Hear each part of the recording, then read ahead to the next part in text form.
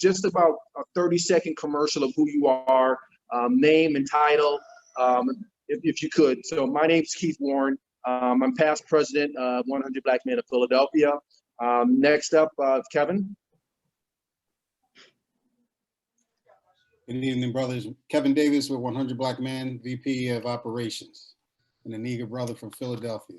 5 generations in, 5 generations to go.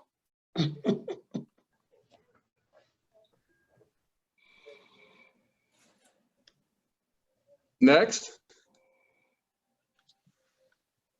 Bishop Steve. Okay. All right, go ahead. Someone was talking. Steven, you up? Yeah, Bishop Stephen Abinger, Senior. Let me see my picture. Senior Pastor, Greater St. Matthew Baptist Church. I don't want them to see you. God bless you. Thank you, Mr. Abinger. Well, I can do it on here. It'll come up.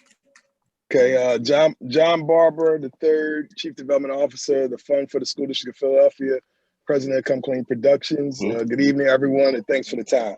They're going to see it if I do it. Thank you, Mr. Barber. I can't turn on the camera because you're using it for that. When I turn Good evening, everyone. My name is Olu Adebo. I'm the CEO for IBS Management and Consultancy Services, a minority-owned, DC-based international consulting firm, and happy to be here with you all. Thank you, for Mr. Adebo.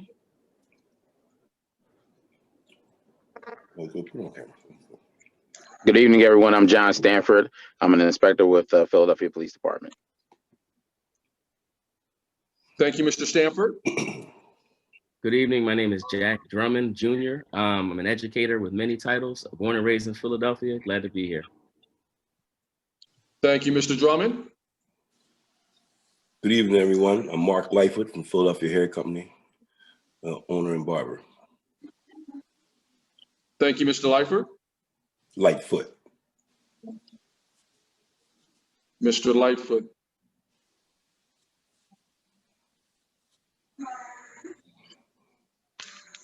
Okay, do we have anyone else on that has not introduced themselves?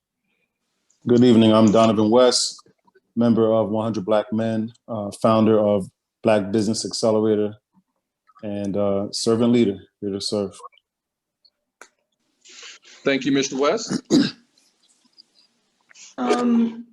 Good evening, I'm Kai, founder of Made Man Psychologist. And well, I'm glad to be here. We have some visitors that some national partners on the line, Olu Adebo and Jason Martin, and they're national partners, just want you to know. And we have some press on the line as well that will introduce themselves also. Thank you, Ms. Dele. Bill Cobb, Philadelphia resident, current board member of Community Legal Services and Philadelphia Legal Assistance, and for the City of Philadelphia Criminal Justice Reform Committee. Thank you, Mr. Cobb. Appreciate it. No, this is about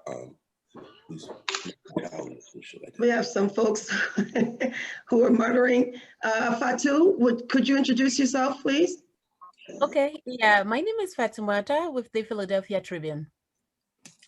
Thank you. Thank you, Ms. Fatu.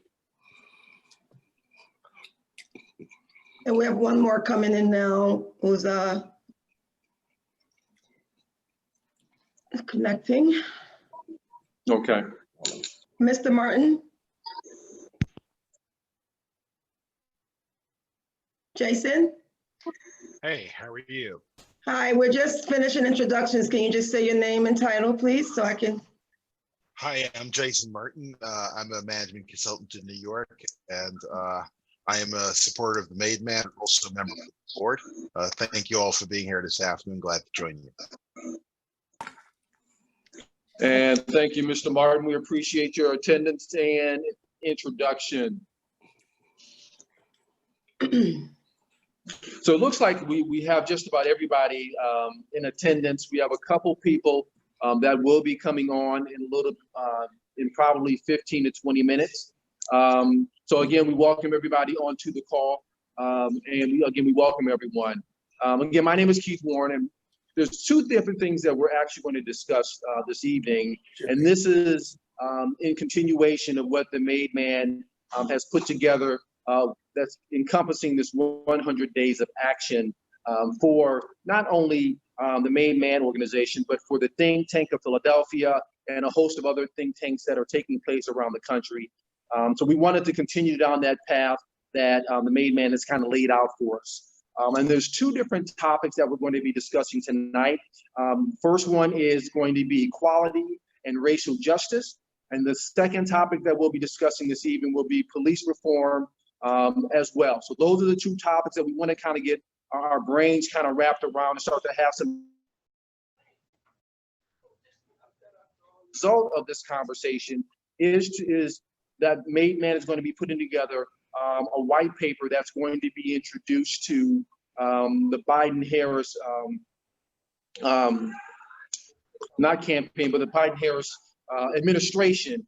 So we want to make sure that what it is that we're talking about this evening really is going to have some meat to it, so that it can really be expressed as to what's happening in Philadelphia, more importantly, and how we as an organization and how we as a think tank can have some positive impact and contribution to that white paper that's going to be delivered to the Biden-Harris administration. So I know we have some individuals that are on the line this evening that specialize in those two areas. So I'd like to get some input from them first as a foundation for what it is that we're going to be talking about tonight, this evening. Bill Cobbs is the former National Deputy Director of the American Civil Liberty Union, and he's going to be discussing some of the equalities or inequalities that we're going to be talking about this evening. Mr. Cobb, are you on the line? I am. Okay, excellent. So one of the things that we actually talked about prior to coming on, I'd like to ask you a series of different questions, and if you can respond to them based off of your experience, it would be greatly helpful for us. Again, just to kind of build that foundation for our discussion this evening. The first question is what has been done in the past that was successful when it comes to equality and racial justice? Big question, big question.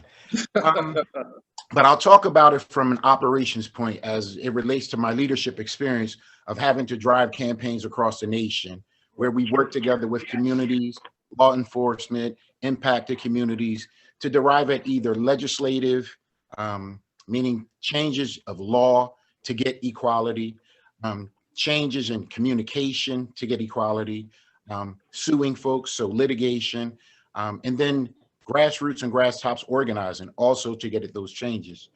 And so lots of successes regarding the advancements of equality in search of it. However, those are all fragmented. They're pretty much hyper-local. And then it pretty much is germane to a person's lived experience. So we can talk about successes that we have in advancing tactics or advancing strategies or a combination of those things. But as a grassroots organizer, my lived experience says that success is determined by the people who are at the bottom of all of pursuits. And so, you know, I always bounce that question back and ask those individuals in those impacted communities, what are those particular successes? What are the things that we can build upon? Because we should always organize nationally, but we should work hyper-locally.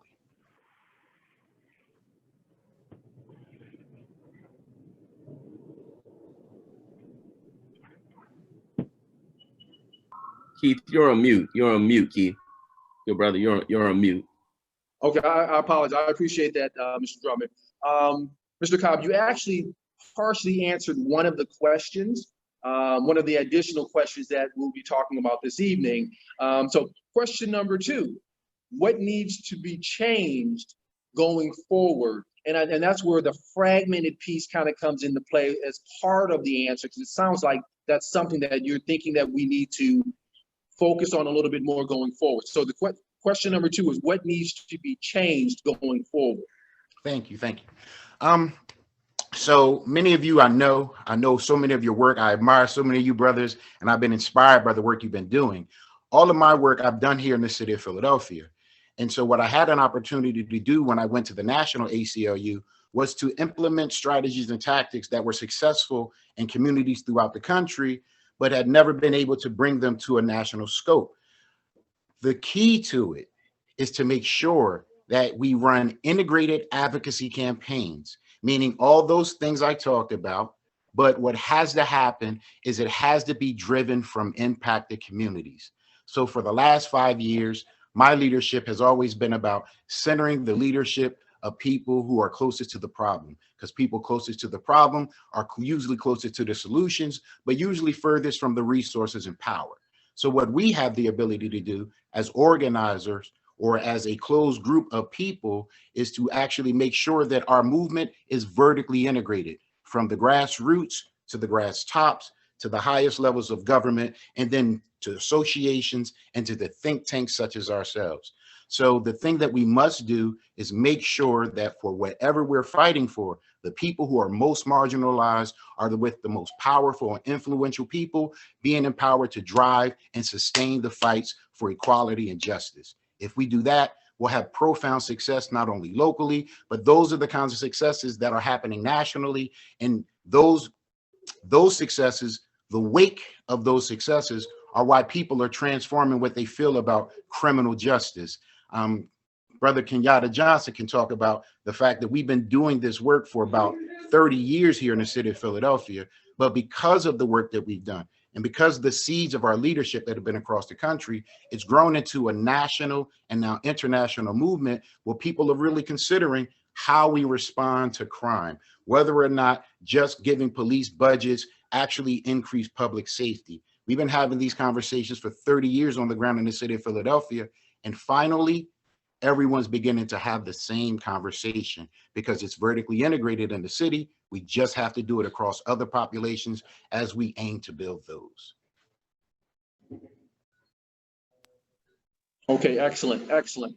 I'm not sure, and Kai, you can help me out with this. I know we're waiting for one more speaker on the line. I didn't want to necessarily move on unless there was a need with the other speaker that's coming on the line, that being Kenyatta Johnson. Kenyatta will be on the line in about 10 minutes, but it is important that we get an overall view of for the think tank to understand the bigger picture with this white paper. And I think that'd be good for Malik Boyd, who just came on board, to speak more of the white paper process. And then you guys can, we want everyone's input because everyone's a contributor. Each think tank is a contributor to this white paper that's going to be submitted to the administration. Malik, speak briefly on that, and then we can integrate everyone's thoughts on here in reference to these topics that we're talking about. Sure. Good evening. Perfect. That would be perfect. Good evening to everybody. Good evening. Can you guys hear me? Yep. Peace, Malik. Yes, we can, Mr. Boyd. Good. So first off, it's good to hear. I hear Brother Bill Cobb in motion as soon as I came on. And a lot of what he talked about is what we have celebrated, but then also have made a priority discussion at the national level. And so I'm honored to serve currently as a vice chair for the national think tank. And in that conversation that we just had recently, Councilman Kenyatta Johnson, State Representative Jordan Harris, and Bill Cobb talked about the great vertical integration that has happened in Philadelphia, but more importantly, how we can scale it across the nation and make it a matter of progress. One of the big things that I think we should celebrate is the fact that Philadelphia is learning how not to just protest, but how to make sure that policy is a part of the conversation. And so this white paper will be compiled of best practices, issues and challenges that need to be addressed in all of the cities that we have active local chapters in, along with obviously statistical data and history and empirical data points, but it's going to be compiled and sent directly to the policy leaders at the Biden-Harris administration, those even policy writers who have worked on the Lift Every Voice plan, to ensure that we have real teeth to an agenda. And so please know that this work is going to a meaningful place. And so the charge here, Keith, is to take some of our best practices, our policies that have been enacted and are working, and ensure that they are real-time solutions for a national conversation. And so over the next 30 days, we're going to ask for the local chapter to begin to compile that, upload it into a system that Dr. Kaidele will give to you. And then let's take that information and you'll see it transformed into a working document. So I'm excited about Philadelphia. Please know that we're not just on a national scale because of what happened in this election, but as we talk about social justice, we'll be in that same spotlight. And so I think we'll be able to lead the way in a meaningful way. Kai, are we allowed to make commentary? Oh, definitely. More than welcome. Yes. Okay. I just wanted to just oh, go ahead. I apologize. And Jack, and that's exactly what we're doing. No, I was gonna say that's exactly where we're getting ready to go. And I think what Malik has done for us, I mean, I think you've asked for this in the past, and that is, what's the next step? And the next step is that white paper. But I think what he also did was he gave us a time frame that this is not something that's going to be taking place, 3 to 6 months from now. He's looking at, hey, we need to compile all of these best practices, issues, and then they're going to couple it with the data that they already have, but they're going to do it within the next 30 days. So I think everyone on here, that's something that's very helpful so that information that we're talking about tonight is going to be used almost instantaneous as opposed to 3, 6, 12 months from now. I'm sorry, Jack, go ahead. Yeah, no worries. I think it all sounds good so far. I just wanted to make an addendum to just sort of like the call, right? We talked about equality and racial justice, right? I'm thinking that in addition to equality, we should probably also add equity, which mean two different things here, right? Both a part of the same sort of, field, but we're talking about, with equality, we're talking about sameness, right? With equity, we're talking more about fairness, which lends to the discussion around resources and that sort of thing. So I think that if we're talking about, if we're going to put together a white paper, right? How about we make sure that we include some more updated language in terms of our specific needs and wants. So the equity piece is really, what I'm really passionate about. I mean, I think equality continues to need to happen in many ways. You go to a baseball game, halftime, you have a men's room and a women's room, right? And the women's line is always longer, right? We have equality in restrooms, but we don't have equity, right? Because there's an issue. So one of the ways, to go about doing that may be to look into, non-gendered bathrooms and all that sort of thing, and all these sorts of ways that we handle things. But I just think it's very important to look at not just the idea of sameness and having what either other groups have or another person has, right? But also looking at fairness to speak to the idea of resources around some of those challenges.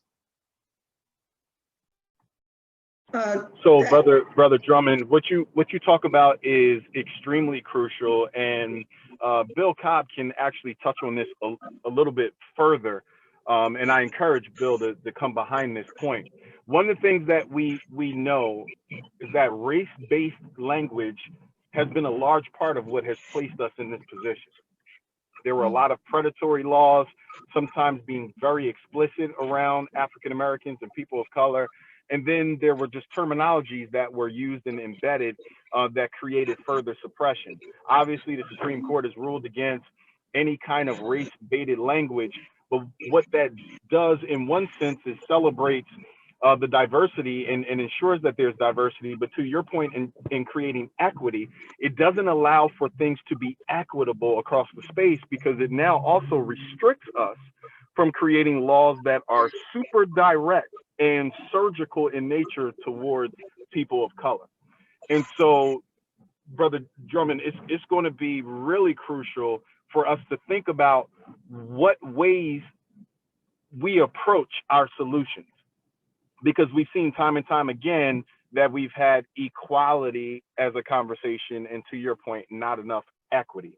And so as we talk about these policy points, Brother Bill Cobb's experience will be great in helping us drive that. Yeah, just to piggyback on that, thank you for that, Jack, and thank you for that, Malik. I've had the horrible pleasure of having to travel all over the country and give that talk to audiences. And so the solution was given with the previous question, right? As we build an army to work towards goals and objectives, that's why we build them vertically integrated. That's why we build power where it's needed. So that way, those of us who have additional monies but less time know to give monies to people who have time and no monies in order to build towards the same goal. Things remain balanced and even because it's not about our individual success. This is about greatness and our service to others. And that's what transforms hearts and minds. So we absolutely want to make sure that we are always vertically integrated in how we're touching the audience of people that we're building with to ensure that everything pleases everybody and improves the quality of life for everyone. And I think that's how we get away from getting caught up in the nuances and the traps and the languages by just acting in the way in which we want the outcomes to be. So how are we relating to other groups that are approaching this administration with respect to social, economic, and political power? How are we relating to them? Can I add in? I know I'm like super duper late, but I think it's timely as it relates to how we relate to other groups, because right now, you know, we have a lot of quote unquote allies, right? That don't look like us, which is cool that they're supporting the cause, but there is really no specific black agenda, like a black agenda. That's what I want. What I mean by that is there are a lot of different issues that we are addressing. $15 an hour, supporting workers who are laid off during the pandemic, bail relief funds, making sure that we're abolishing bail for individuals who may not be able to pay bail as a terms of criminal justice reform. But a lot of these issues that we work on that do have an impact on our community are driven by organizations that are led by white people. And that's what we're dealing with right now here in the city of Philadelphia, not discounting the work that they're doing, because the work that they're doing is having an impact on Black and brown people.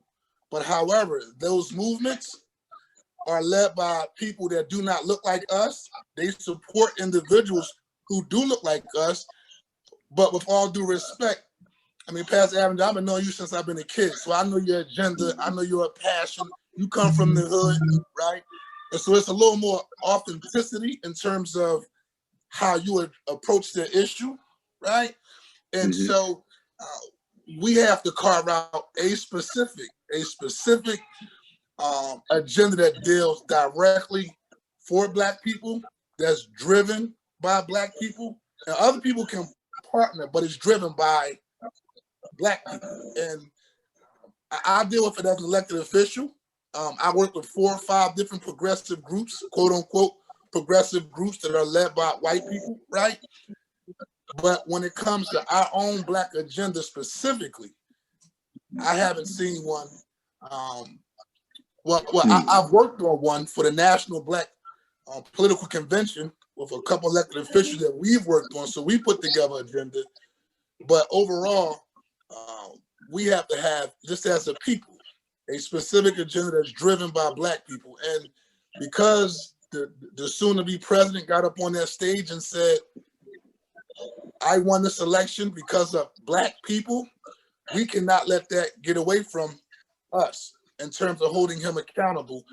And I'll just, if you look at the newspaper in the last couple of days, there have been several different articles where the progressive groups are stepping up to the plate to say, well, it wasn't the Black folk, it was us that actually saved the day. Yeah. Right?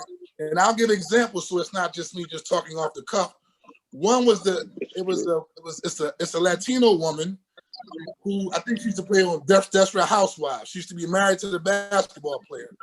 And she jumped up and said, oh, it wasn't no Black women. It was Latino women. And everybody, Tamika Mallory went in on her, right? And said, ho, sis, wait a minute, right? Not to discount what y'all doing, but we got to redefine the relationships between African Americans and Latinos. We on the same team, but don't discount our service and our work, right? And then I read an article, I think it was the Enquirer and the Daily News, that just talked about how this progressive movement has pretty much delivered this president, when the reality is this president was delivered on Black and brown people's backs, particularly Black people, starting off with Congressman Clyburn by saving his behind during the primary, right? And then all of the major contested battleground states, the reason why he won is because Black folk did the mail-in ballots and then those votes came in at the end. And so to Pastor Avenue, to your point, how I see us connecting to the other groups, and of course the work that they're doing, we support, but nevertheless, I still haven't seen a robust, aggressive Black agenda that's driven by Black people, and that focuses on particularly Black people issues. And so I just wanted to put that out there in terms of, as we craft this policy paper, just making sure that it's revolving around people that look like us and driven by people that look like us. And if I can, my point was a Black agenda. My point was, where are we with other Black folk that may be approaching this administration with the same thing, and are we all on the same page? I wasn't thinking about Hispanics or women. I was thinking about I can lend a little insight into that. Well, one other thing, before we, I guess, get too deep into it, one I do want to recognize Councilman member Kenyatta Johnson. I know he kind of jumped in, so I didn't want to cut you off, Mr. Johnson. So I do want everyone to recognize that you have come onto the line. I apologize for my lateness. Oh, no. I think it's better late than never. And that's the reason this particular think tank has been put together. It's not just one person that carries the ball, it's everyone. And so everyone kind of gets in where they fit in. So whether you fit in at 5 o'clock or you fit in at 5:30, as long as you're fitting in, I think that's the most important thing. I think going Steve, along, can I jump in on that?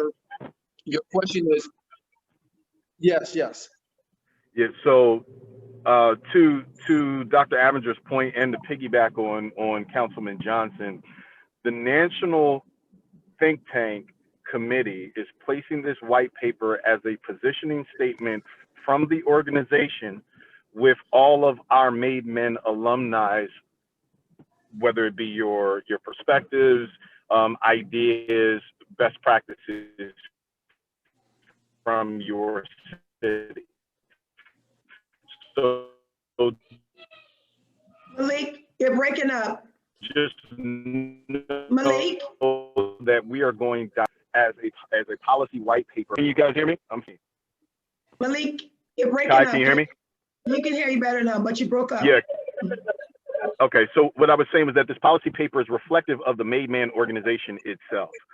And so we are concerned about all of the information that we have heard from our local chapters and are receiving from our local chapters in association with all of our policy committee. That is our focus, not necessarily in alignment or trying to figure out additional allies. We're taking our warm relationship and making sure that our policy paper is a part of the Lift Every Voice plan and how it's fleshed out. If others come along with that plan, that's great. But we do believe that the talent and the capacity of each local chapter and the alumni membership is comprehensive enough to reflect a Black agenda across the board, and one that will be effective. And Reverend Avenger, just to follow up on Malik Boyd's comment, I think that's where this think tank kind of comes into play for Philadelphia specifically. We as a think tank, I believe will be one of the things that we would need to do is identify those organizations that are of like mind and of like mission relative to equality and equity. As Mr. Wood said, we have to go into our own Rolodex or calendars and cell phones and say, hey, this is an organization that deals with X, Y, and Z. If I'm thinking of this correctly, as a think tank should. Reverend Avenger? Yes. Is that kind of where you're going with? Okay, because Malik kind of talked about the big picture, but relative to Philadelphia and the think tank, I think we have to identify on a local level those organizations, and then that information is then transmitted to the national piece and going to the Biden-Harris administration. Yeah, definitely. The vision, and I've never really pushed a white paper before, but I've certainly loved and taken on the effort of pushing the Black man agenda, because I understand without Black men being in front of this conversation, our families, our communities, we're all at a loss, because as a collective, we need to make sure that our men are at these tables in these rooms. And a lot of the times we're outside holding up pickets. So when everyone said, what's the purpose of think tanks? I said, first of all, it's for awareness for folks to know we are mobilizing, we are gathering, we are putting ourselves together to have some thoughts that folks need to listen to. And secondly, I wanted to make sure that the voting campaign that we put together, Made Man, was so powerful. I'm so thankful for all of you, because we called you last minute. You all raised up, showed up. I mean, Black men are amazing. So I thank you all so much. But in that, we wanted to wait to see who was going to be in administration, so that now we take that mobilization and transition it to saying, okay, now that we know it's in administration, these Black men are not going anywhere. They have to be in the rooms. My vision was, whatever roundtables y'all got, task forces, whatever big names I want to give y'all folks, I'm cool with it. But made men have to be in the rooms. You cannot make decisions about Black men without Black men leading the conversation. It just can no longer happen. With women, Latino, all of that, I don't really care. Black men have to talk about Black men so that Black men can heal Black men can lead Black men and tell the other world how to deal with Black men positively.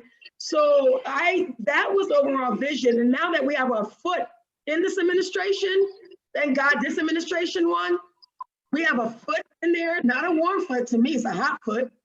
And a lot of our policy folks are on. Council member Kenyatta Johnson stepped up and said, I want to be part of the policy task force because I got my foot in there. William Contact. So, and I actually reached out to Jack Drummond to be part of the task force. I just text you to call me. So we're going to make sure, hands down, you can quote me, the Biden administration will get our white paper, and they will know Black men need to be heard. And they've never seen anyone stalk like I stalk. We are going to be heard. And that's why we thank our media partners like the young lady Fatu with the Tribune, CBS, and other media partners in every city covering us locally. And then we have media partners covering us nationally. So folks know this is not a game. We're just getting started. And the white paper is just something organized to let them know we are organized and we are starting this conversation in the beginning of it, and not the middle, January, February. No. We're starting now. So that was the vision, in case you guys know. And I definitely want to make sure we deal with the police reform piece with Kenyatta, what he's doing, and John Stanford, et cetera. But just talk about the overall vision. Excellent, excellent. So any other additional, I would say, suggestions on the equity and racial justice? And then one suggestion that was given was by Mr. Drummond, and that was we need to update the language so that equity is included, because that deals with the fairness. Anything else that someone wants to kind of throw in as, hey, I think this should also be added in underneath the equality and racial justice and equity piece. Anyone else want to throw something else in? Because what we want to do is sure put together a list. So this is Olu Adebo, and again, thank you for letting me participate in this. I'm certainly not by any chance the most experienced and knowledgeable about this topic, but I'm certainly an interested and vested person on this topic. What strikes me as we're talking through this is ultimately, we're talking about bias in the criminal justice system. In this particular case, we're talking about racial bias because it affects the U.S. There's bias if you look at the criminal justice system or police system across the world. There's NSAS movement going on in Nigeria now that has to do with bias with the criminal justice system targeted towards the youth. There's something going on in Cameroon right now, which is tribal, with also related to police system. And as you look through the news, implicit bias and direct impact on criminal justice system is pretty common. Then going back to why we're here, I'm trying to write a white paper just over the last couple of days, just reading up on this. I'm not really sure that from what I've read that there's a whole lot of additional science or knowledge that we can bring to the solution. It's always revolve around awareness, institutional change, and some kind of oversight and transparency to hold people accountable. So we can articulate that, we can recrystallize it, we can reinvent it, but it's not going to be, in my opinion, something new that anybody has not heard as to how this should be done. So the real impact I think we can have is bringing capacity to say, okay, where are we going to put our resources, right? You know, is it in the awareness side? Is it in the institutional reform side through, you know, laws, training, practices, etc., or is it going to be in the oversight and transparency side, where, you know, we want to make sure that when there's, you know, visibility to what's going on in the system and their independence to how things are followed through on. So I guess my question really, and as we put together this white paper, it's not just, you know, rehashing what all the other think tanks and all the other organizations have already spent research dollars to say this is how you do it.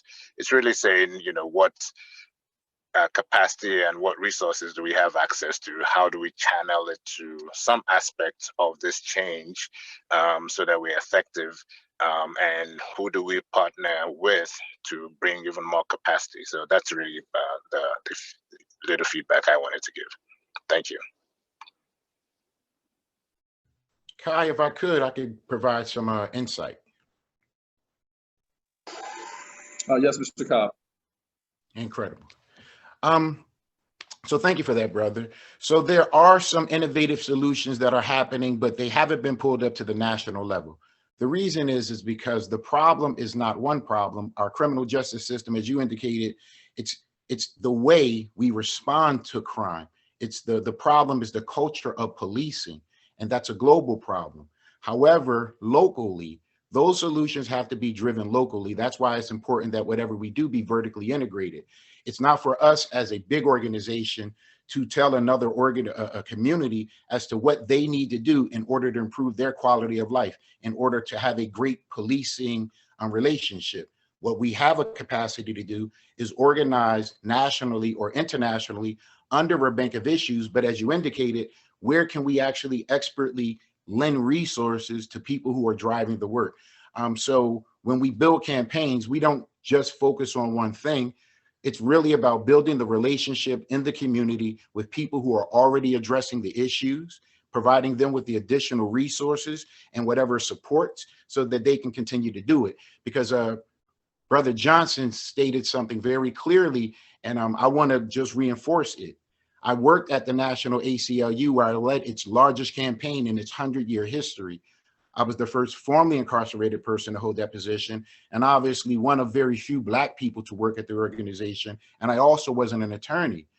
It was very difficult to get institutional leaders to understand the way in which I led, because I was on the ground in the city of Philadelphia doing the work for 20 years. So when I told them that we had the opportunity to transform a prosecutor race, because there was already work happening on the ground, they didn't know what that really meant. And so it's going to be really important that we not impose solutions to communities. The importance of big organizations like ours is to identify the local leaders who are already driving the work nationally that is producing outcomes. There are some outcomes, like the big institutions, you're right. They're not going to tell you that there is a problem, a way to solve the problem. Their jobs are to keep the problems going and to keep employing themselves. Our responsibility is to use what works and to break those things and to stop them. So when we carry the solutions within our communities, in us, in a vertically integrated way, we break the system. It stops working as it was before. And that's why it's so important that we come together this way and implement the solution that no one has before you until this time. Can I jump in as well?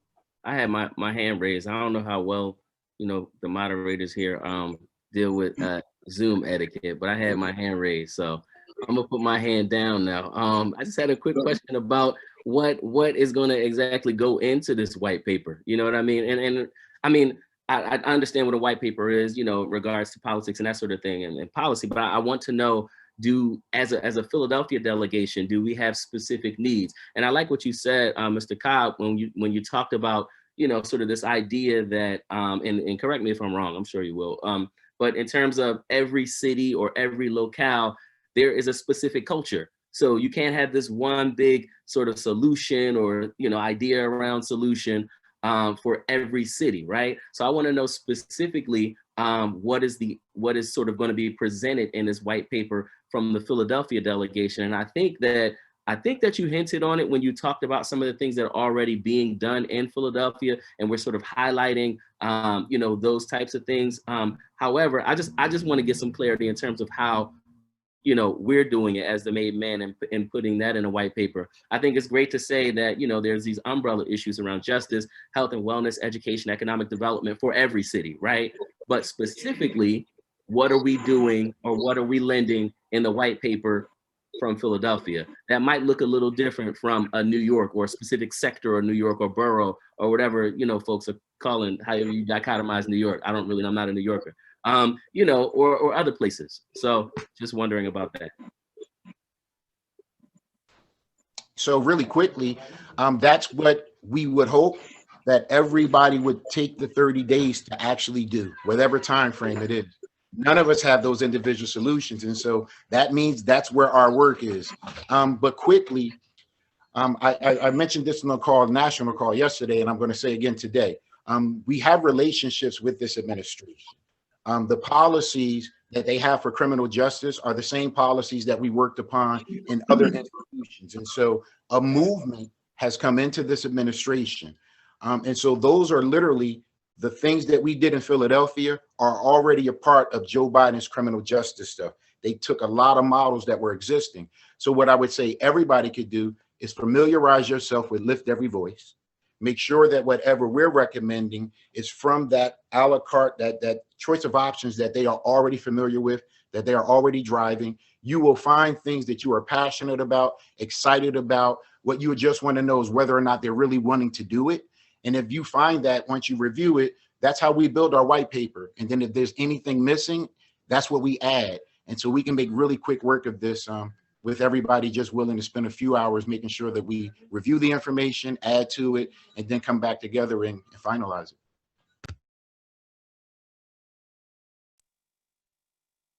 And Mr. Drummond, I think, again, that's where what we're doing today is kind of laying that foundation of that groundwork, and then we can just kind of tailor it to Philadelphia. Hence, again, having these calls so that we can actually provide suggestions for Philadelphia specifically, because just like you said, every city is different, and I think that's where this think tank kind of comes into play. Thank you. Okay, so anyone else have any questions? Right now I have, we're at 5:55, 5:56. This is scheduled to go for another 20, 25 minutes, give or take. So before we move on to the criminal justice piece, anyone else have any other suggestions, comments relative to the first topic that we just covered? Jason has his hands Okay. raised. See, I'm not seeing that on my. Okay, this. Sorry. I just wanted to take Jack's suggestion that we go with Zoom etiquette. One of my mentors is a guy that some people in Philadelphia may have forgotten. Some of you may know the name, Opie Franklin. Opie Franklin played with Temple, and he started the first experimental school in Philadelphia back in '69, I believe. And Ophi has been a great mentor and friend to me right all his life. Ophi said to me that one of the things as Black people we need to remember is every generation we do the same thing. We forget to push our agenda. We don't lead it. We don't financially support our agenda or ensure that our agenda is financially supported. One of the reasons why we do these white papers, and I want to pick up on what William Cobb said, is that it's really important that we capture this information, not just from now, but from what's actually been done. And to remind people that we are in the leadership. We are pushing our agenda, and we want to be certain that the powers that be or the powers that will be again, which is Biden and his crew, understand that we are right now financially supporting our agenda, but we need them also to support what we're doing. Whether it's in Philadelphia, it's in Oakland, it's in Poughkeepsie.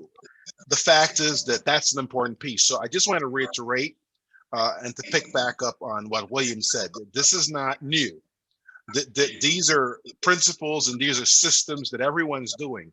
The problem, as somebody said before, I believe Malik, is that we tend to forget that we need to be on the forefront and for people to understand that we're doing this thing, we're leading it, and we're putting our dollars into it. What they have to be reminded is that as they start making those budgets and they start sending the money, the ACLU, and they start sending the monies to the other places, they have to understand for Kai and for the others at Made Man who work through this, and we do it off our backs, and we need to be supported because we can't do it in Charlotte and in all these places unless we're supported. So I just want to pick up, I just wanted to invoke Brother Ophi because he's not here, and I see William knows him, but I would be remiss not to, particularly talking to Philadelphia today, not to speak of Ophi and what Ophi and his generation worked on before they bombed, before good bombed the move. So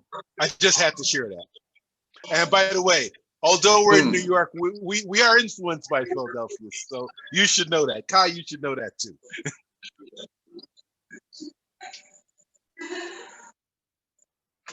Thank you, sir. Thank you, sir. We appreciate it. Mr. Councilman Johnson, what we wanted to do now is kind of move on to the criminal justice reform and kind of have some discussion around criminal justice reform and how that should look, not necessarily nationally, but more so locally in Philadelphia. So can you kind of bring some light as to, and this, you know what, I'll go back to the question that I asked of Mr. Cobb when we started off the discussion around equity and racial justice. This here is about police reform. And the first question that we asked was, what has been done in the past that was successful when it comes to criminal justice reform?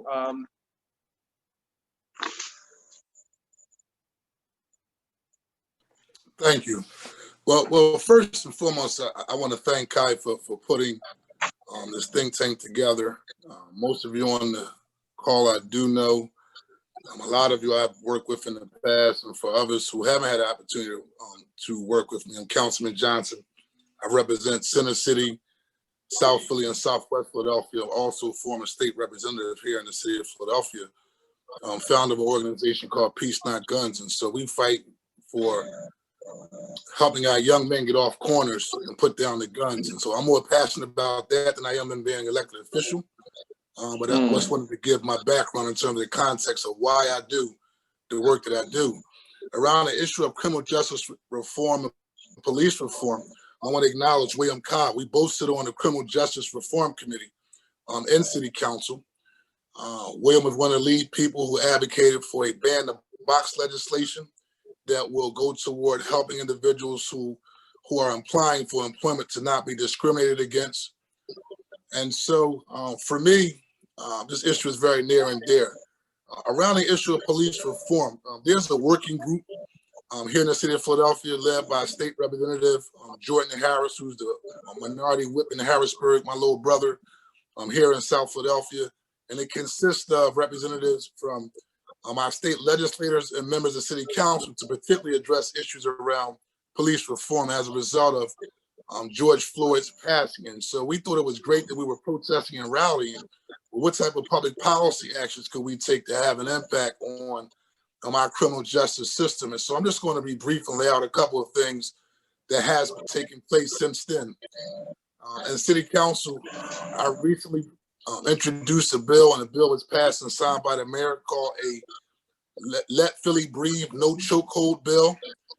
This bans police officers from using maneuvers and tactics that will result in an individual losing their breath. And so that's knee holds, that's hog tying, all the type tactics that we've seen our Black brothers being murdered by. And just George Floyd is just one individual. There's other tactics that have resulted in individuals losing their life across our country just based upon these type of chokehold tactics that have taken place. We also introduced and passed a bill most recently as well that will require a public comment session on the police arbitration contract that's coming up right now in 2021. Why this is significant is because the reason why we're talking about this issue is because of the bad cops. The cops that engages in all types of abusive behavior, but they get their jobs back, they're barely reprimanded, and they go back out on the street to wreak havoc on particularly our community. And so this legislation will provide a public comment section where members of the public can come and voice their issues and concerns and recommendations prior to the mayor and the FOP sitting down and negotiating their contract. And obviously this bill must be very significant because the FOP is currently suing my colleague Kathleen Gilmore Richardson, who's the sponsor of the bill in the city of Philadelphia, because they believe that it's infringing upon their arbitration and negotiation rights. And so it's currently being litigated. We're still moving forward with the public comment hearing, which will be coming up in the near future in City Council prior to the mayor negotiating the contract with the FOP. We also passed a bill to create a new police oversight commission here in the city of Philadelphia. Matter of fact, looking at Will, you might want to reach out to your mayor, Curtis Jones. And so this board will provide. We have a police oversight commission right now, but we had to revamp it so we could have one with teeth. And when I say teeth, we're talking about investigative powers, we're talking about subpoena powers, and a bigger, much bigger budget. And this oversight committee will allow us to, when there are complaints from the public regarding police misconduct, or when we see police officers acting in ways that aren't becoming them wearing their uniform, or them or conduct unbecoming how they're treating people inside the neighborhood.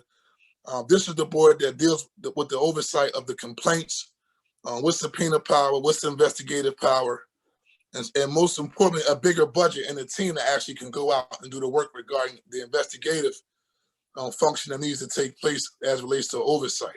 So that bill has been passed. They're currently still putting together a board, still putting together overall what it's going to look like. But it is very significant. It was on the ballot in terms of police reform, and that's sponsored by Councilman Curtis Jones. Council President Darrell Clark introduced a bill that will require police officers to live within the city of Philadelphia. Right now, you can live anywhere, right? And from what I heard from talking to officers on the streets in South Philly, you have officers that say, really doesn't matter anything to me because I'm going back home, right? But also there's no connection to how you police the community, right? And so it's more like there's always a sense of a police state because there's no personal connection, right? There's no invested interest as it relates to those who are policing and those who are being policed. And so then you'll have that situation where a young man who really you could de-escalate a situation in terms of how you interact with them, but if they're not treated with respect, that's how things escalate. And so we have a bill requiring police officers to live within the city of Philadelphia so we can diversify the Philadelphia Police Department. And another bill also that was on the ballot right now is just more public opinion. Should we abolish stop and frisk? And I know Will works for ACLU, did the consent decree with the Philadelphia Police Department as it relates to illegal stops, searches, and seizures. And so it is on the ballot to take public opinion to put the mayor on notice that he did campaign, that he was going to abolish stop and frisk. He was voted overwhelmingly by majority Black folk here in the city of Philadelphia. And at this point in time, they're still stopping and frisking. So we're going to be serious about policy papers and things of that sort, at least because this is a Philadelphia think tank, right? That we should be holding the mayor accountable for what he said he was going to do and not backtrack and backpedal, because he did get in office on the backs of African-American Black people. And I know Jim, I operate with him in the capacity of him being a council person, but we talking about business as it relates to Black and brown people. And so we're still putting the pressure on him to be held accountable for that which he campaigned on. And so stop and frisk, that bill was introduced by Councilwoman Sherelle Parker. I don't know, I know it passed. I would like to see the percentage of how much it passed, right? And then that could be also something that the group could think about approaching, even as individuals, like 100 Black men that's here. Like even if your group in itself, from an activist standpoint, should be writing a letter to the mayor saying, hey, representing so many Black men in the city of Philadelphia, we just want to make sure that those Black men are treated fairly as it relates to police reform and police interaction. And so, and last but not least, my colleague, Thomas, he has the bill right now that I co-sponsored with him that will outlaw and make it illegal for police officers, and this goes along the lines of illegal searches and seizures. This bill will outlaw police officers for, it'll outlaw them from just pulling people over for, we get pulled over for everything, right? And I think every Black man on this phone, on this call, knows that when a cop pull up behind you, right, we all tense up a little bit. I know I tense up, right? I tense up when I'm in my city vehicle with the blue tag in the back, right? Because I remember at 25th and Reed in South Philly, I had a Crown Vic. Now, some of you may know the symbolism of a Crown Vic, what it represents, right, in the street, but it used to be a city car as well. We had a Crown Vic model, alternate Black windows, blue license plate, and I got pulled over, right? And they took me through the whole drill, like if I am Joe Civilian, right? And then once I gave them the insurance card and they saw the city of Philadelphia, and I never tell them I'm the councilman. I don't tell them the councilman. I let them go through their drill first, and then I want to see how they're going to respond. But this bill that's out right now will go toward, we're working with the Defense Care Gray Bradford of the Defenders Association to specifically eliminate illegal car searches and basically them finding minute reasons to pull people over. And so those are several pieces of legislation we've been working on around reform in the city of Philadelphia. This can be as a blueprint. I know somebody mentioned that every city is different. So corn, but this is just a blueprint of some things that we have been working on to try to push the needle forward regarding reform. And last but not least, on the state level, and this is very, very critical information, we are fighting the FOP regarding an act called Act 111. And Act 111 is pretty much the get out of jail free card and immunity and protection for rogue police officers. And so they are doing everything possible to tank a bill that's sponsored by State Representative Donna Bullock that particularly revamps and takes away the power of cops that basically engage in murder and crime and illegal action. They get their jobs back, like without, and so that bill is the bill that's going on right now in Harrisburg. And Kai, what I can do, just for a matter of record, is get you a list of all of them just so you can have. and the group can pick and choose which you want to put forward inside the white paper. We just want to give you an overview of some of the things we work with regarding police reform. And I'll be remiss if I didn't talk about, I'm creating an office of victim advocates, and that deals with those who have lost their loved ones to gun violence, right? And just giving them a voice and a seat at the table from a restorative justice and a therapeutic and compassion standpoint when we're dealing with individuals who lost loved one to gun violence. And so, like we just had Walter Wallace, young man murdered as a result of some police officers jumping the gun, right? But this office will be supporting that mother, supporting his children from a grief standpoint. But also we look at the issue of gun violence as a whole, because as Black men, we're dealing with two issues. We're being murdered on one end when it comes to police officers, and we also got to work to make sure our young brothers don't pick up guns and stopping them and giving them opportunities so they're not murdering our other young brothers. And so that's just an overview of some policy things that we have been working with, and how I can be supportive of the think tank. Just let me know. Councilman Johnson, we appreciate that. You actually covered both questions, because the next question actually I was going to ask you was, what is it that needs to be done going forward? So you actually did both questions in one. But before we move on, I know, Mr. Martin, you did have some input that you wanted to throw in while Mr. Councilman Johnson was going through some of the things that have taken place in the past, as well as some of the things going forward.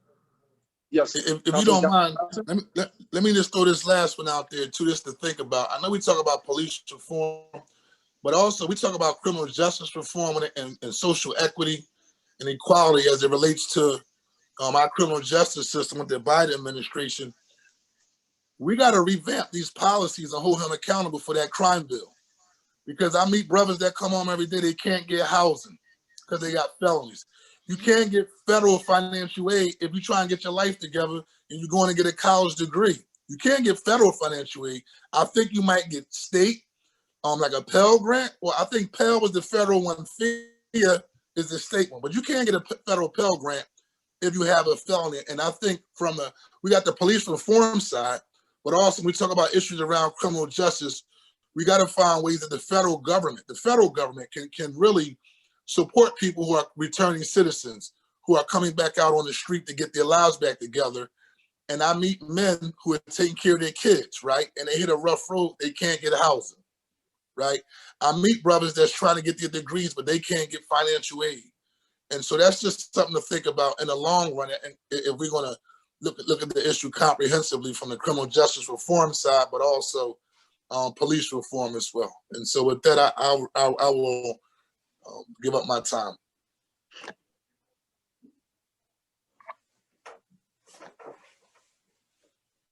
Yes, Mr. Martin? No, I think I forgot to lower my hand. I apologize. So I took it down. So I yield to everyone else, especially in the interest of time. Yeah. Okay, perfect. So do we have anyone? So I don't see any questions in the chat. I do see where, Mr. Cobbs, you put in there, mobilizing in Philly can serve as a model as well, must mobilize political action. And then, going down that same path, Councilman Johnson, there was a question that I had as you were, I guess, bringing forth some information, and that is, and you made the statement that there are a lot of organizations that are our friends within the community of Philadelphia. And they're doing some phenomenal work, helping some of the kids, some of the adults, But my question is, and you said they're not led by a person of color or African American citizen. My question is, that being the case, how do we go about creating a system where we can influence those same organizations going forward? If we're not the ones that are guiding that organization, which in theory we should, because we're going to have more of a connection to the community that they're serving, how do we, as a think tank, start to build a foundation as to how do we influence them to truly embrace a Black agenda from from a Black person's perspective. Yes. I think partnerships, collaborations, when we let our agenda and we see that the agendas of other organizations that may not be predominantly Black led, but those issues that they represent touches on our community, then you engage, right? But we make sure that we're controlling the narrative, right? Because I know for a fact, for the individuals that I know who are on this phone, who are on this town hall, for the think tank, have real life experiences dealing with these types of issues. And so it's all about collaborating, right? But also making sure that we control our own narrative and our own agenda. And it's relevant just based upon if you attend certain meetings, you'll see just a reflection of those who attend may not reflect the indigenous people who live in the city of Philadelphia, but we're still talking about the very same issues that have an impact on our community. So it's just about collaborating, creating an agenda and controlling a narrative that best fits the people who we are serving, which is predominantly Black people. Can I just say one other thing too, to add to that? I mean, I think, very wise words, very good commentary, sir. I think also what's important is that, we move beyond even from I think when we see people that are not of color and they are participating in a way in terms of advocacy, they're helping with the narrative, they are doing what they call, the key word nowadays is allyship.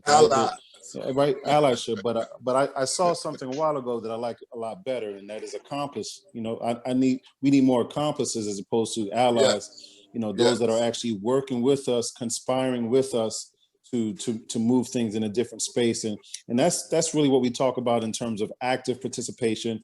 As you already mentioned, not just understanding what the agenda is, but saying, okay, you know what, let's be real honest. We have some competing agendas. So let's get that out the way and then say, okay, what are the things that we both can actually do together? Because sometimes when we have competing agendas, when I'm busy yelling, I don't hear you in the background yelling with me, right? So it becomes a bit convenient sometimes when there are certain things that that I may advocate for at 100 and you're not so loud about. So let's look at what we can be accomplices for in terms of working together with that same kind of energy, and that kind of active participation I think can really go a long way, because there are a lot of people, as we already know, that were busy doing the same thing, sharing a comment or liking something, that were saying, hey, that's not cool, this is not the way it should be. But we saw 70 million people that really actually got into action. So, moving away from the allyship in terms of people who may say something that sounds good to those who can be accomplices, I think will go a long way. And the way that we do that is by framing out almost a color by numbers approach that is led by us in terms of writing out the play, but they can help with the execution. I would like to comment on that. I'm sorry, Pastor, were you saying something? No, that was me, Kai. I was going to, yeah. Okay. You want to speak before I do, or? Yeah, I just wanted to chime in because I thought Brother Donovan was getting ready to go to one specific place. I think, one of the things that we also have to pay attention to is that there are multiple ways to skin this cat. And one of the things that we know is prosperity has protected itself in so many ways, and definitely in some of the supremacist ways that have occurred through policy. But for us, we need to pay attention to that same aspect. So when we're talking about SBA and the programs that are coming out of SBA, what can we use and align with in other agencies to support Black businesses and have the Black economic standpoint support our policy? Because one of the things that we've seen even with progressives, money is the mother's milk of politics, but it's also the mother's milk of progress. So when Councilman Johnson is out there and he's pushing a bill, there's dollars that have to be attached to that. We have to show economic impact and consequence for not paying attention to our demands. And so Donovan's just recent experience with the African American Chamber and other groups, I think some of that expertise is going to be equally as crucial. Yeah. Absolutely. Absolutely. Absolutely. And to piggyback off of that, to respond to Keith's question, I think what's uniquely positioned for the Made Man is that we have become a hub for thousands of organizations. We're sort of the bridge builder. You know, the Urban League, the 100 Black Men of local chapter nationally, all the chapters, Urban League, all the fraternities. I mean, the list goes on, the African Chambers, American Chambers of Commerce, Black Chambers of Commerce, US Chambers of Commerce. We have all of these folks under one umbrella, uniquely positioned as a collaborative bridge. So it's just what we do with this that matters. The turnkey. Even on this call, you can see the dynamic. We have Leifert, who really is extremely grassroots and has been running North Philly forever, owning one of the top barbershops and one of the most well-known barbers, if not the most well-known barber in Philly. And all the folks look up to him, and he keeps peace in the streets, voter registration, all that. Leifert is that guy. He's one of our partners locally. And, you know, I pulled him in. Donovan has been a national partner, local partner with his organization individually. John Barber with his organization and individually. There's so many organizations. John Stanford with the police commissioner of force, and individually as a Black man. If you look at our database of Made Men, about close to 3,000 leaders, they represent so many organizations, socially and professionally. We have become the hub that is a non-threatening hub, because we're not asking the 100 to be a competitor. We're asking, listen, what's your agenda? And let's push it together. So this think tank is a semblance, a small picture of what we look like nationally. And don't forget, we're segueing into an international think tank representing countries and countries and countries in Africa, all the ambassadors on board to make sure that the world sees that we need to build bridges and collaborate on an international level, because one thing the pandemic has taught us, building walls doesn't work. So I think that we need to use, and believe me guys, I'm not the leader, I'm a servant. You guys need to come to me and say, as Black men, this is what we see, this is what we need. I don't have any answers. Actually, I don't have none. I'm just bringing y'all together. So, but our unique position and strength is that we have sort of leveraged and mastered collaboration more than most groups. So then how do we take all these organizations that are doing great work locally and nationally that are mostly under our umbrella as a collaborative, and we can include much more, and then now create this task force that represents all these groups as a strength-based approach. So I think we're a little above the curve because of our strength, but we have to maximize it. We're partnered with the churches. As you can see, Bishop Avenger is in here. We're partnered with grassroots organizations, barbershops. We're partnered with the police force on some level, local organizations, national organizations. So then what's next? So let's leverage that in answering Keith's question. And you represent the 100. So the partnerships already exhibit here as a hub. I think all of that is good. Am I allowed to say anything now, or? No, go ahead, Mr. Drummond. Yeah, go ahead, Jack. Yeah, I'll make it quick. Because I have a tendency to talk sometimes. So a couple of things, right? I like what I'm hearing. I like all of this. This is great. I like the white paper effort, and I especially like hearing what's going on in Philadelphia, right? Quite often, a lot of organizations and particular projects, you know, a lot of different things that have been going on, whether it's on a city level, state level, et cetera. Sometimes in our communities feels hegemonic, and it feels like it's forced on folks, right? So what's important to me is all these engagement sort of opportunities that people have, all this knowledge, whether it's from the church or whether it's from, you know, outside, you know, or inner community groups and that sort of thing become important to me, to really kind of hear the community voice and understand what the community wants, right? Because a lot of people that represent organizations, they feel like they know what the community needs, right? They feel like, you know, quite often I'm just going to force on, you know, particular aspects of the community. what they need, right? So I think that understanding the community voice becomes very important to me when we talk about Black men, right? And then also, this is not a representative, this is a very diverse group, but this is not a representative sort of picture of all of the Black men and boys that we need to hear from, right? I think that it's great to have young voices, right? So when we talk about criminal justice, or we're talking about, violence in the community, there's a certain contingent, right, in terms of age group, and a lot of people, you can blurt out statistics and that sort of thing that aren't on this phone. That demographic is not on the phone right now. I don't see somebody that's like in their early 20s or anything like that, between 18 and 25 or whatever the statistics say. So I think that if we are you can speak for yourself, Jack. Yeah, I'm just saying, listen, I'm 41. I'm 26, bro.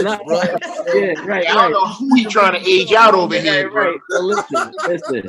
I'm just saying, but I mean, I think it's very important, right, to have a more full discussion for one, and then also to hear those needs, right? Our needs as folks who are more experienced in, in different, facets of life, if you will, might sound a little different than, a younger brother, from the community who has faced many challenges and things like that, and who is currently going through some systemic challenges that we don't necessarily have, really the privilege to know about, in a sense, right? So all that I'm saying is that, those things become very important to me. So as we construct this white paper and some of the other things that we do, the community voice, I feel really needs to be heard, as well as, have a more representative voice, from our younger brothers in the conversation. Hey, Kai. I think. Is that okay, Kai? Can we recommend, or I don't know how it works, but I do agree with Jack 1,000%. And a lot of times I see this happen. I work with a lot of young people. Sometimes it is a blind spot that we don't have young people at the table around some of the issues that we deal with, in terms of at least getting their impact, how they feel when they run into the cops, right? If this was a gun violence piece, why they pick up the gun in the first place, right? So just something to think about. But Jack, you hit the nail dead on the head in terms of at least a youthful voice to say, here's my perspective, here's what I look at. Because I'll say this and I'll wrap up and shut up. I don't know if y'all read today in the paper, the last 3 Democratic elections in Philadelphia, right? The vote has stayed steady or decreased, correct, Will? Decreased, right? But you know who increased by 18%? Donald Trump, right? Wow, yeah. Now, for all of you that's not politicians, that's one issue, right? Because we're the ones that's elected. As a politician, it's kind of like, whoa, wait a minute. Like that may be indicative of what's not being done, or messaging, or how people feel, right? But it's like an underlying current that less and less people are believing and participating in a system. And so that's something to think about. And some of the young people that I've talked to in the street said they voted for Trump because of the pool money. Now that's a whole different conversation, right? But he did give it to him, and they associated him with the checks. And then I met other young men who had an issue with that crime bill. A lot of folk are very upset of the impact the crime bill has had on the Black community, and didn't believe, they didn't believe in Biden. I'll just be upfront. They didn't believe in him, his candidacy, because of the crime bill and the messaging behind the crime bill. And that's why I'm hoping that he would step up and figure out a way to address the residual effects of those who got incarcerated in the early 90s, who maybe just be coming home right now. And so, but definitely some young people to maybe kind of add to this conversation might also give us another perspective to look from. Thank you. Well, you know what, I mean, so just so that we kind of know where we are, right now it's 6:30, and I know we want to make sure that we respect everyone's time. Jack, I think you did hit the nail on the head.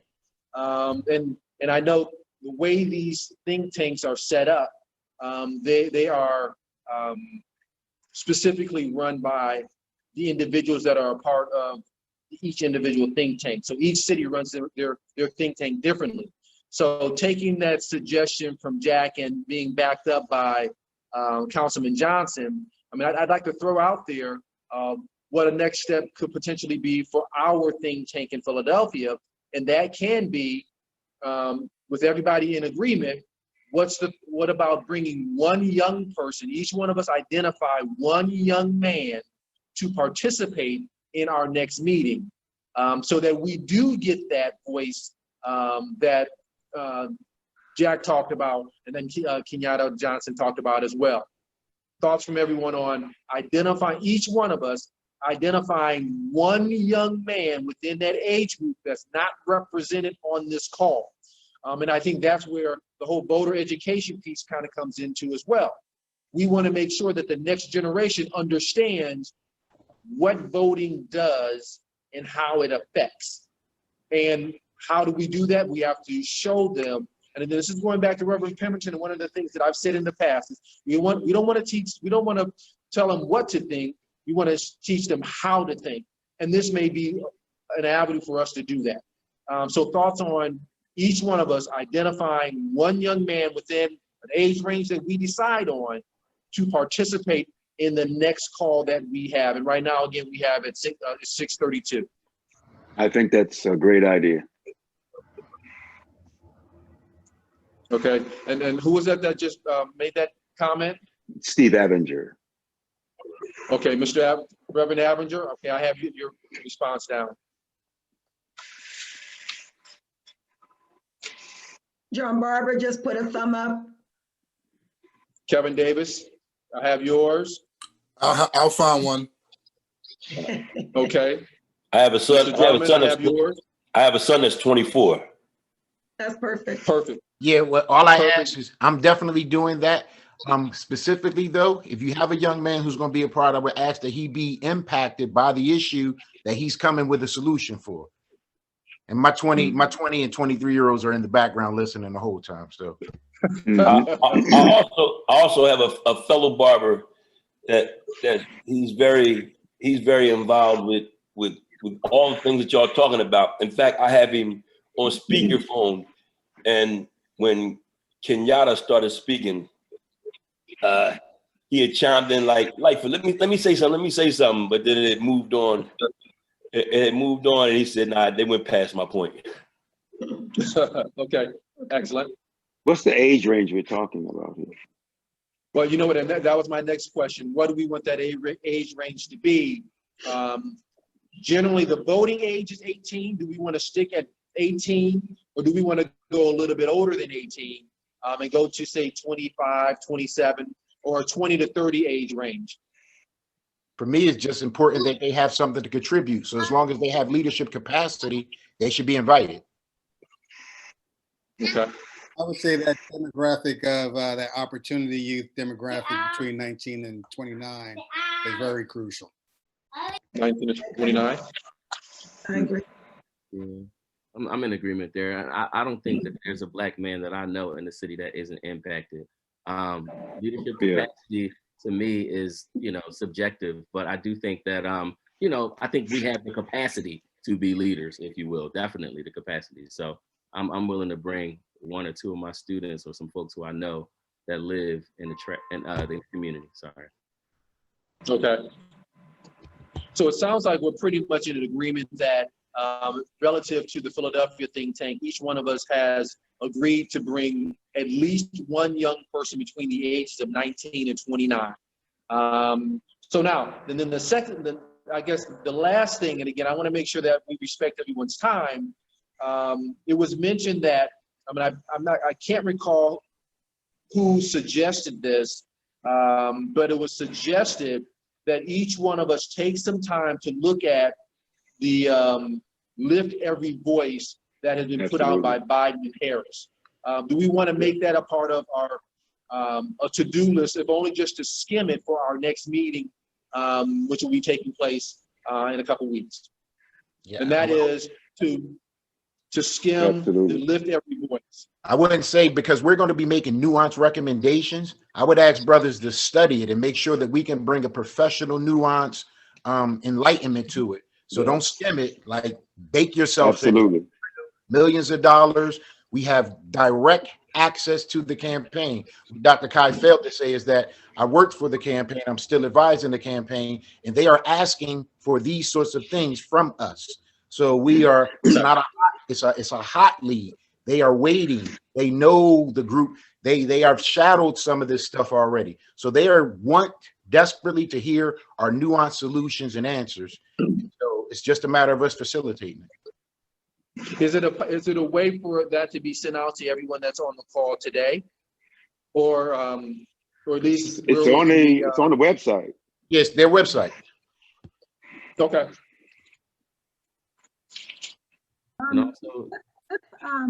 William sends it to me, I'll have our team send it to everyone.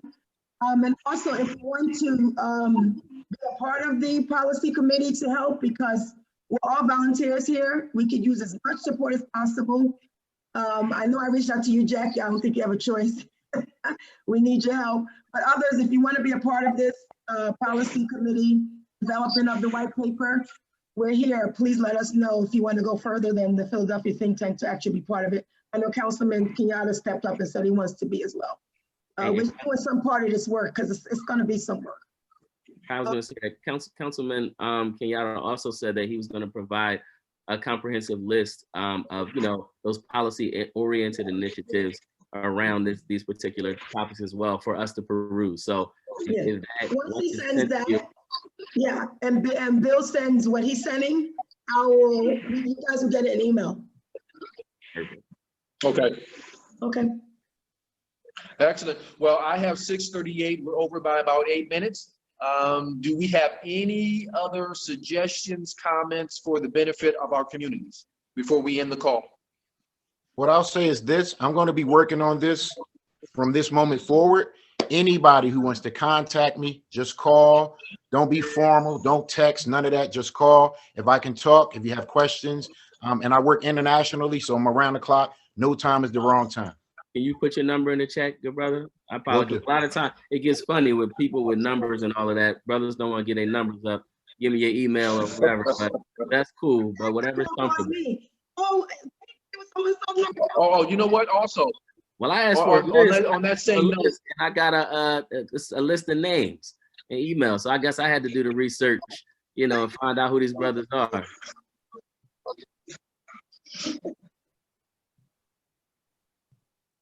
Yeah. So, and that was one of the things that. Go ahead.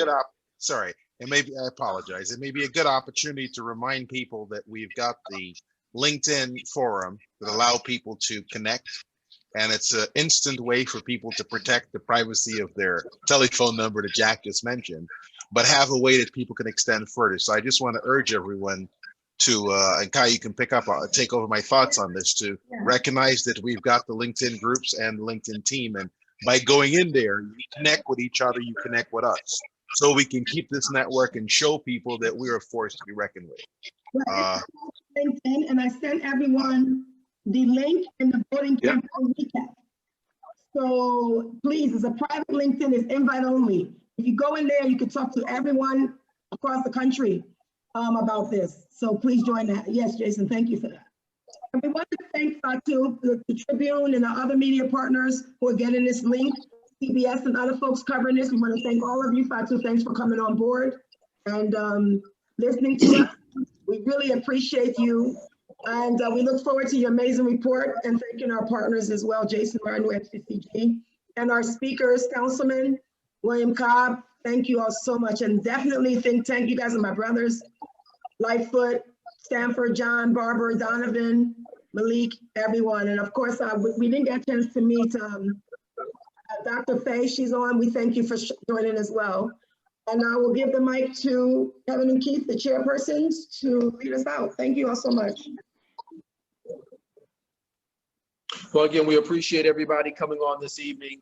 I know you could have been doing so many other things, but you decided to come on and do something a little bit extraordinary and out of the norm to help not only yourself and your family, but the community as a whole in Philadelphia. And then ultimately, nationally and internationally, because we have partners that are on this call, I would imagine from, across the world. So I appreciate everybody taking the time out. And then there will be more information coming out shortly relative to the next meeting for the Philadelphia think tank. Yes, and please review that voter recap, the campaign recap. You guys did great in multiple cities. Thank you all. Black men stepped up, so please review that. And you also have the link on there for the LinkedIn. Good night. All right, so we don't.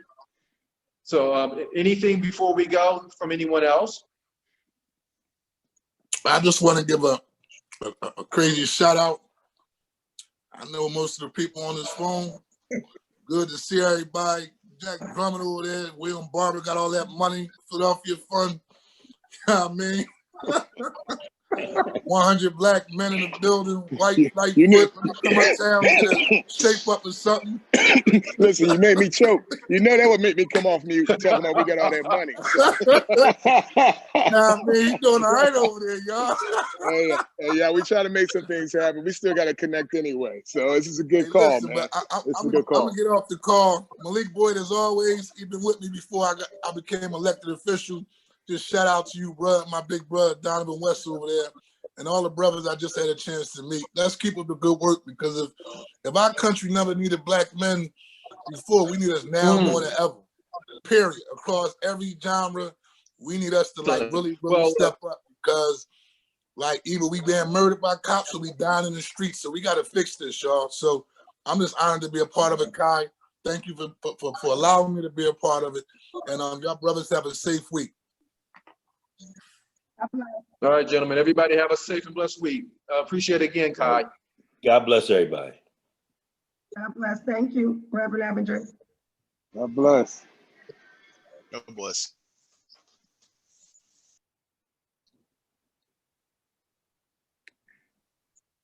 Hello? Yeah.